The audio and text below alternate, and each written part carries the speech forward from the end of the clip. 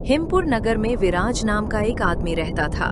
हिमपुर में ठंड का ऐसा कहर था कि खून भी जम जाए, और ऊपर से विराज के घर में गरीबी ने बुरी तरह अपना डेरा जमा रखा था। बाहर मूसलाधार बारिश और बर्फीली हवाएं चल रही थीं, और घर के अंदर केवल 3 लोग थे: विराज, उसकी पत्नी नैना और उसकी बूढ़ी माँ। गरीबी और बाहर बरसती आफत की वजह से घर में अक्सर कलेश होती रहती थी। टूटी छत से टपकता बर्फीला पानी और खाली रसोई ने सबका जीना मुहाल कर रखा था।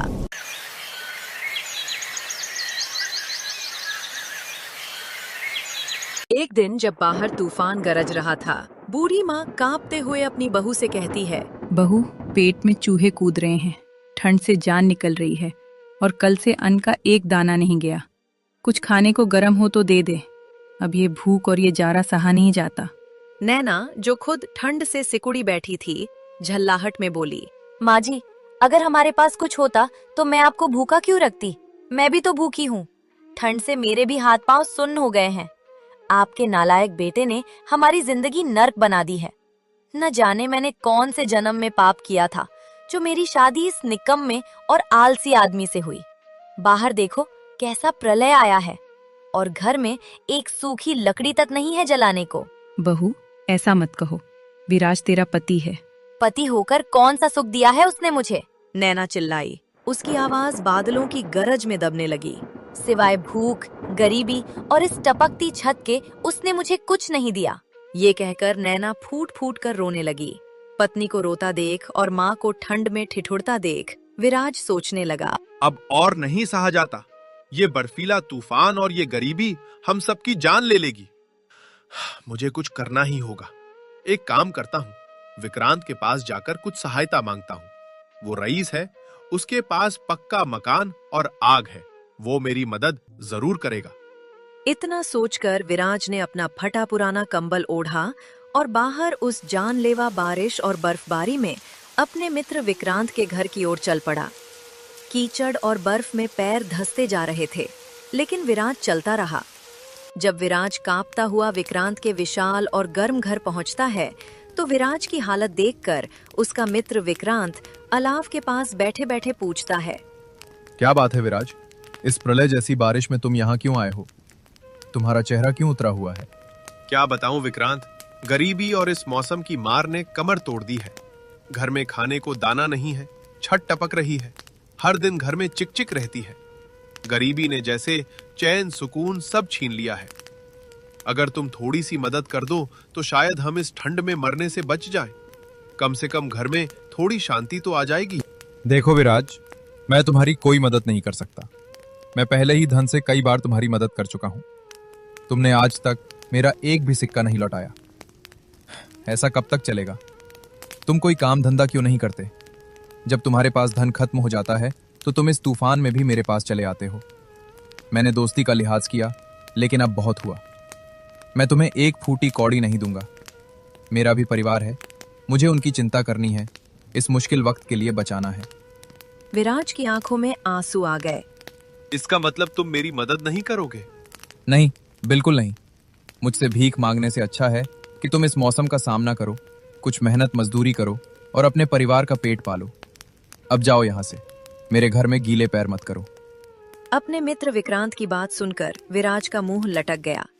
बाहर बिजली कड़क रही थी और वो निराश होकर वापस ठंड और बारिश में अपने घर की ओर चल दिया। बस विक्रांत से ही उम्मीद थी, वही मुझे इस मुसीबत से निकाल सकता था। लेकिन अब वो उम्मीद भी इस बर्फ में दफन हो गई। अब मैं क्या करूं? सुबह से पेट खाली है और ठंड हड्डियों को गला रही है। ये सोचते सोचते विराज घर पहुंच जाता है। उसे बहुत जोरों की भूख लगी थी और ठंड से शरीर कांप रहा था, इसलिए वो अपनी पत्नी नैना से कहता है, नैना, जल्दी से कुछ गर्म खाने को ले आओ, या कम से कम गर्म पानी ही दे दो। शरीर में अब जान नहीं बची है। नैना ने गुस्से में उसे देखा। आप घर में कुछ छोड़ गए थे क्या जो निकाल कर खाने को दे दूं? तुम्हें भूख लगी है तो क्या मैंने दावत उड़ाई है?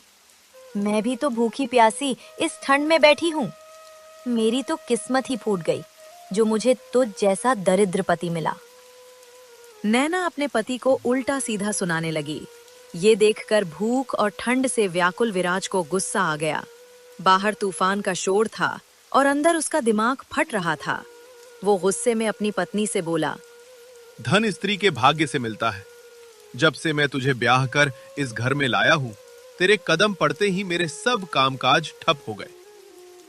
न जाने वो कौन सा दिन आएगा जब तुझसे पीछा छूटेगा।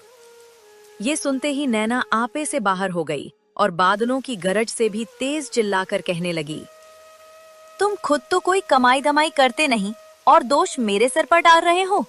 बस दूसरों पर इल्जाम लगाना बखूबी आता है, खुद के निकम्मेपन पर शर्म नहीं आती। इतना कहकर नैना जोर जोर से रोने लगी। उसकी रुलाई बारिश की आवाज में घुलने लगी। नैना को रोता देखकर विराज निर्दयता से बोला, रो, खूब रो, जितना रोना है रो लो, खूब आंसू बहाओ। शायद तुम्हारे आंसुओं से घर की पानी की कमी पूरी हो जाए। लेकिन याद रखना, तुम्हारे इन आंसुओं का अब मुझ पर कोई असर नहीं होने वाला। बहू को रोता देखकर विराज की बूढ़ी माँ कांपती हुई जल्दी से आई और कहने लगी, अरे तुम दोनों ने इस आफत के मौसम में ये क्या तमाशा लगा रखा है? क्यों इतना शोर मचा रखा है? अरे क्यों झगड़ रहे हो? झगड़ा करने से क्या ठंड कम हो जाएगी या पेट भर जाएगा? हाँ माँ जी, झगड़ा मैं नहीं तुम्हारा ये सपूत कर रहा है। खुद तो कुछ करते धरते हैं नहीं, मुझे दोषी बताते हैं। मेरी जगह अगर कोई और औरत होती तो इस टूटे घर और बर्फीली हवाओं में एक दिन नहीं टिकती। इतना कहकर नैना फिर से जोर जोर से रोने लगी। नैना की रोने की आवाज बारिश के शोर को चीरती हुई बाहर गश्त लगा रहे शाही सैनिकों के कानों तक पहुंची। सैनिकों ने अपने भारी रेनकोट संभाले और आपस में कहा, इस घर में कोई स्त्री रो रही है, हमें घर के अंदर चलकर देखना चाहिए। आखिर माजरा क्या है? दोनों सैनिक बगैर इजाजत के विराज के घर का दरवाजा धक्का देकर अंदर घुस जाते हैं। उनके भीगे जूतों से फर्श गंदा हो गया। वे पूछने लगे, क्या बात है? ये रोना धोना क्यों मचा रखा है? तुम्हारे रोने की आवाज बाहर तूफान में भी सुनाई दे रही।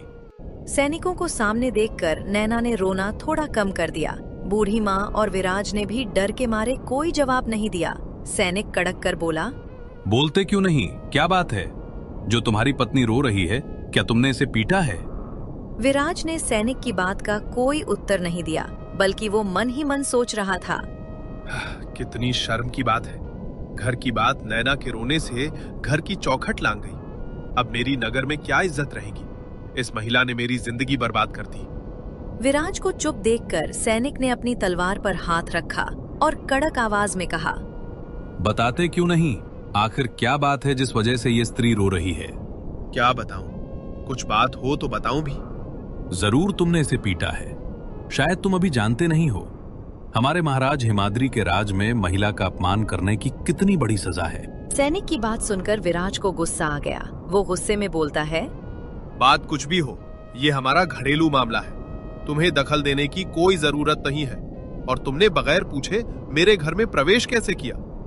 विराज को गुस्से में बोलता देख सैनिक को लगा कि विराज उसका अपमान कर रहा है, इसलिए वो कहता है, तुम्हें अभी इसी वक्त गिरफ्तार किया जाता है। एक महिला को पीटने के जुल्म में अब तुम्हें हमारे महाराज सजा सुनाएंगे। सैनिक जबरदस्ती विराज को बारिश में खींच कर ले जाने लगे। विराज की माँ और पत्नी सैनिकों को रोकने की बहुत कोशिश करती हैं, गिड़गिड़ाती हैं, लेकिन सैनिकों ने उन दोनों की एक नहीं सुनी। विराज को उस तूफानी रात में ले जाकर राजमहल में राजा के सामने पेश कर दिया। सैनिक ने कहा, महाराज हिमाद्री, ये आदमी अपनी पत्नी को पीट रहा था, इसीलिए हम इसे बंदी बनाकर आपके पास लाए हैं। सैनिक की बात सुनकर राजा, जो गर्म अलाव के पास बैठे थे, कहने लगे, क्या तुम जानते नहीं हो महिला पर हाथ उठाने की क्या सजा है? अगर तुमने अपनी पत्नी को पीटा है तो तुम्हें इसकी कड़ी सजा मिलेगी। मंत्री सुमित जी, हम चाहते हैं कि इस आदमी का फैसला तुम करो। राजा के कहने पर न्याय मंत्री सुमित ने विराट से पूछा, तुमने अपनी पत्नी को पीटा है? क्या ये सच बात है? बाहर इतना भयानक मौसम है और तुम घर में हिंसा कर रहे हो। क्या कहना चाहोगे तुम इस बारे में? मैं क्या कहूंगा मंत्री जी, बस इतना समझ लीजिए कि मेरी पत्नी मुझसे खुश नहीं है और मेरी माँ भी मुझसे नाराज रहती है। घर में हर समय क्लेश मचा रहता है। ठंड और भूख ने हम सबकी मति भ्रष्ट कर दी है। इतना कहकर विराज चुप हो गया। विराज की बात सुनकर न्याय मंत्री सुमित बोले, तुम्हारा अपराध तो बहुत बड़ा है, हम समझ गए इसका क्या हल है। महाराज, इस व्यक्ति की कोई गलती नहीं है, इसे छोड़ दिया जाए और शाही खजाने से इसे कुछ धन दिलवा दिया जाए। न्याय मंत्री की बात सुनकर राजा ने मंत्री की ओर चौंक कर देखा, पर कहा कुछ नहीं। अगले ही पल राजा ने दरबार में मौजूद कोषाध्यक्ष से कहा, कोषाध्यक्ष जी, इस आदमी को राज खजाने से 50 सोने के सिक्के देकर सम्मान के साथ महल से बाहर छोड़ाओ। कोषाध्यक्ष विराज को अपने साथ ले गया और उसे 50 सोने के सिक्के देकर सम्मान के साथ विदा कर दिया। इतना सारा धन पाकर विराज बहुत ही खुश हुआ और सोचने लगा, हे ईश्वर, तेरा लाख लाख शुक्र है। इस बर्फीले तूफान में जान भी बच गई और धन भी मिल गया। अब इस धन से मैं अपने घर की छत ठीक कराऊंगा और ढेर सारा खाना और लकड़ी लाऊंगा। विराज के जाने के बाद राजा न्याय मंत्री से पूछने लगे, मंत्री जी, एक बात मेरी समझ में नहीं आई। जब हमने अपराधी को कड़ी सजा देने की बात कही तो आपने उसे धन दिलवाकर रिहा क्यों करवा दिया? महाराज, वो आदमी अपराधी नहीं था। अगर आप उसे दंड देते तो उसके साथ नाइंसाफी होती। तुम ये बात इतने विश्वास के साथ कैसे कह सकते हो?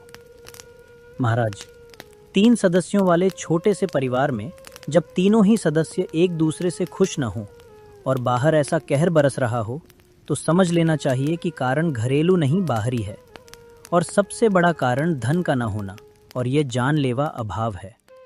इसीलिए मैंने उस आदमी को रिहा करवाकर उसे धन दिलवाया है। मंत्री जी, हमारी समझ में तुम्हारी बात अभी भी नहीं आई। आखिर तुम कहना क्या चाहते हो? महाराज, एक काम कीजिए, 1 हफ्ते बाद जब ये तूफान थोड़ा थम जाए, आप उस आदमी को दोबारा फिर से दरबार में बुलवाइए, फिर आपको मेरी बात समझ आएगी।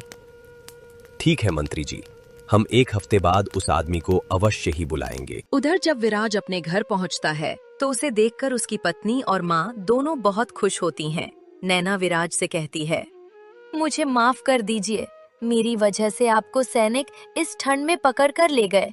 मैं आपसे वादा करती हूँ, अब मैं आपसे कभी झगड़ा नहीं करूंगी। अरे भाग्यवान, तुम परेशान मत हो, मैं तुमसे बिल्कुल भी नाराज नहीं हूँ। जो हुआ सही हुआ। फिर विराज ने अपनी पत्नी और माँ को सारी बात बताई और उन्हें सोने के सिक्के भी दिखाए।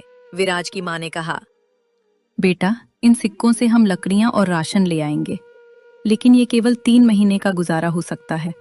जब ये खत्म हो जाएंगे तब फिर से घर में वही ठंड और झगड़ा शुरू हो जाएगा। इसलिए बेहतर यही है कि तू कुछ काम कर ले। आप चिंता न करो माँ, मैं कोई काम जरूर तलाश कर लूंगा। ऐसे ही 1 सप्ताह बीत जाता है। बाहर मौसम थोड़ा साफ हुआ था, लेकिन ठंड बरकरार थी। 1 सप्ताह बाद राजा ने सैनिकों को आदेश दिया कि विराज को दरबार में पेश किया जाए। राजा के आदेश पर विराज पुनः दरबार में पेश हुआ। विराज, अब तुम्हारे घर का क्या हाल है? लड़ाई झगड़ा बंद हुआ कि नहीं? महाराज, हमारे घर में धन और अभाव की लड़ाई थी। आपके यहाँ से 50 सोने के सिक्के मिलने पर हमने घर की मरम्मत करवाई और गर्म कपड़े लिए।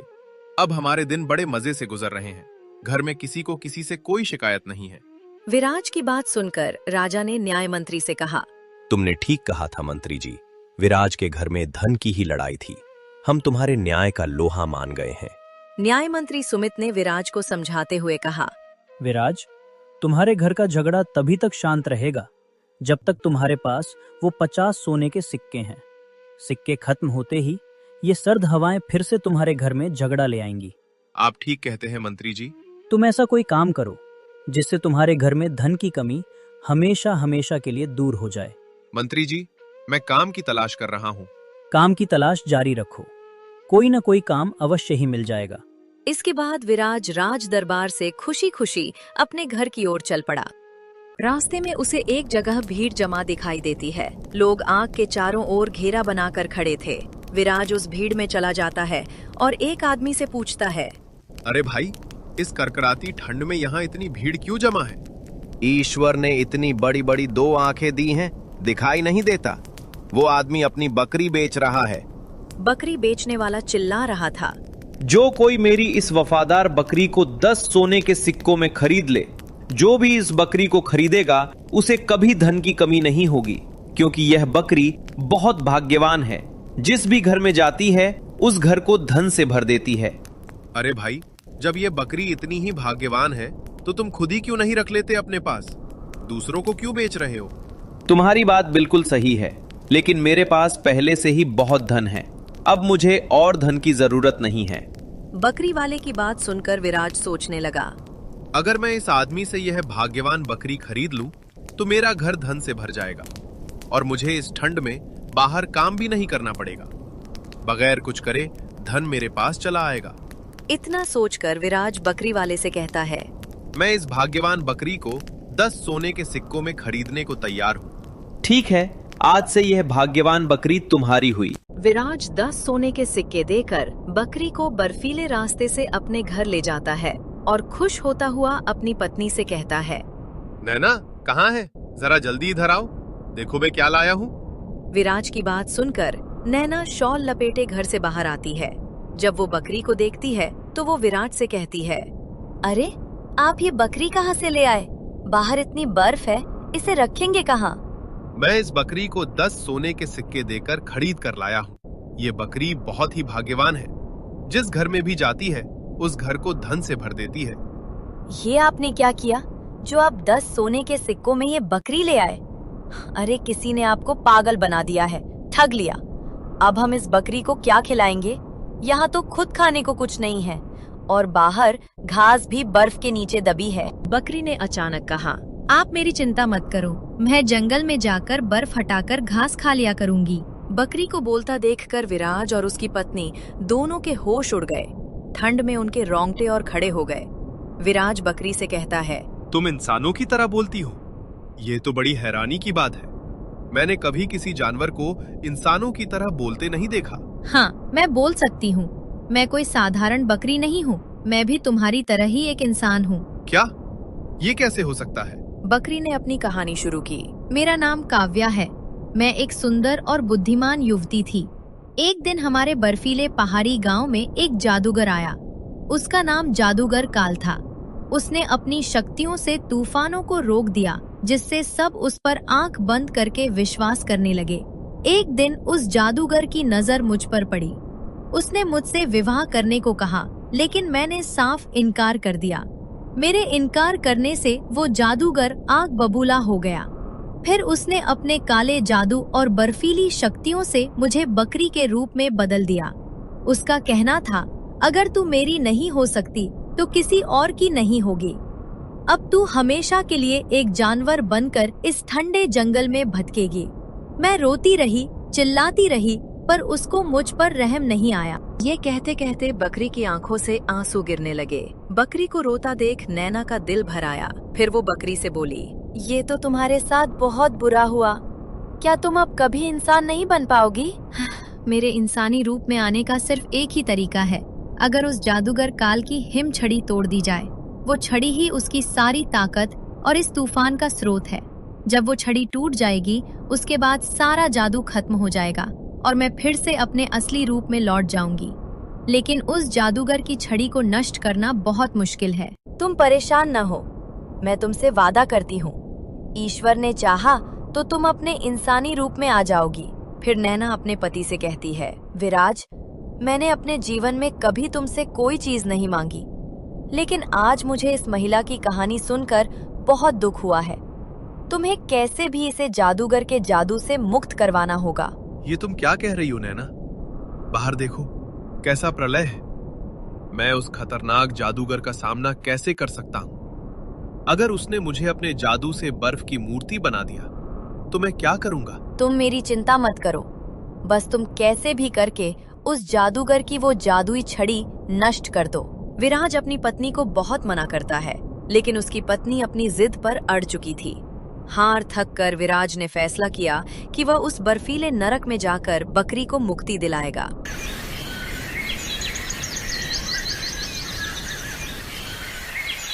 अगले ही दिन विराज जादूगर की तलाश में घने जंगलों और बर्फीले पहाड़ों की ओर निकल पड़ा।